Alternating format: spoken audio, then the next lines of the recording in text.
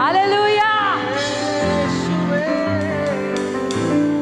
அது அழைப்பு தேடி வந்தது. ஆமென். அது அன்பு தேடி வந்துச்சு. ஆமென். ஆனா சில விஷயங்களை நம்ம தான் நாடணும்னு பைபிள் சேஸ் பண்ணும். அப்படி ஒரு விஷயம் பெண்களுக்கு நான் சொல்லுவேன். ஆஃப்டர்நூன் கவுன்சிலிங் செஷன் இருக்கும்போது அதை பேசுவேன். ஆனால் இப்போ அதை உங்களுக்கு சொல்கிறேன். ஞானத்தை நம்ம தேடி வாங்கணும், கர்த்தரிடத்தில் கேட்கணும். ஹல்லேலூயா. பெண்கள், ஏன்னா பெண்கள்னாலே பைபிளில் புத்தி ஞானம் இதெல்லாம் பெண்கள்கிட்ட எப்பவுமே நீங்கள் பெண்களை பார்த்தீங்கன்னா அந்த வசனம் அதோடு இணைந்து வரும். புத்தி உள்ள ஸ்திரீ, ஞான இருதயம் உள்ளவர்கள் ஆகி, இப்படிலாம் பைபிளில் ஃபிட் பண்ணுது. பெண்களுக்கும் ஞானத்துக்கும் புத்திக்கும் ரொம்ப தேவை. ஒரு பெண்ணால் வெறும் சம்பாதிக்கிற பெண், வெறும் நல்லா சமைக்கிற பெண், வெறும் வீட்டை நல்லா சுத்தமாக வச்சுக்கிற பெண்ணால் மட்டும் குடும்பத்தை கட்டி எழுப்ப முடியாது.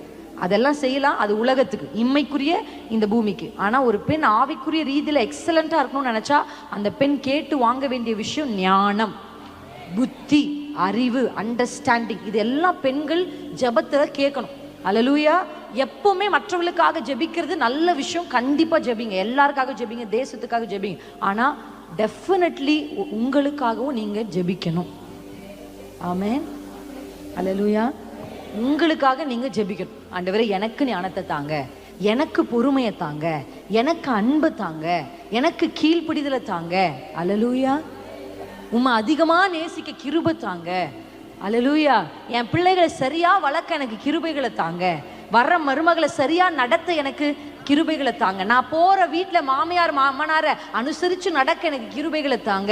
அவங்க உடன் பிறந்தவர்களுக்கு அன்பா இருக்க கிருபை தாங்க. என் அக்கா தங்கச்சியை நேசிக்கிற மாதிரி என் புருஷனுடைய அக்கா தங்கச்சியும் நேசிக்க எனக்கு கிருபை தாங்க. கேட்டு வாங்கணும். இதெல்லாம் தானா வராது. ஹல்லேலூயா. அப்படியெல்லாம் மாமியை அம்மாவா பார்க்கறதெல்லாம் தானா வராது. ஹல்லேலூயா. மருமகளை மகளா பார்க்கறதெல்லாம் தானா வராது. புருஷனுடைய உடன் பிறந்தவர்கள் நம்முடைய உடன் பிறந்தவர்களை போல பார்க்கறதெல்லாம் தானா வராது. It's not natural. இந்த நேச்சுரலான இந்த மண்ணான மாம்சத்துக்கு இதெல்லாம் தானா வராது. அப்ப அதெல்லாம் நம்ம கேட்டு வாங்கணும். எத்தனை பேர் ஆமென்னு சொல்றீங்க? அது போல ஒன்றுதான் தீர்க்க தரிசன அபிஷேகம், தீர்க்க தரிசன வரம். கேட்டு வாங்கணும்.